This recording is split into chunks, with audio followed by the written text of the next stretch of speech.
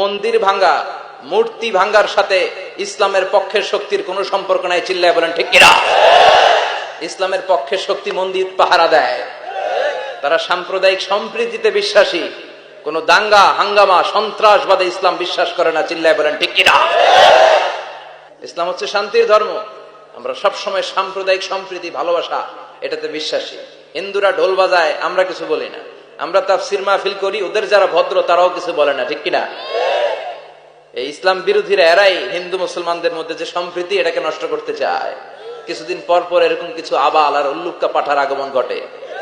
এক বাংলাদেশ, আমাদের দেশটা অনেক ছোট্ট কিন্তু সৌন্দর্যের লীলাভূমি। সুবহানাল্লাহ পড়ে। এমন কিছু নাই যে দেয় নাই। কি পাহাড়, কি সাগর, কি নদী, কি সবুজ। সমস্যা হয়েছে দুর্নীতি। সমস্যাটা কি? আমি 5.5 বছর ধরে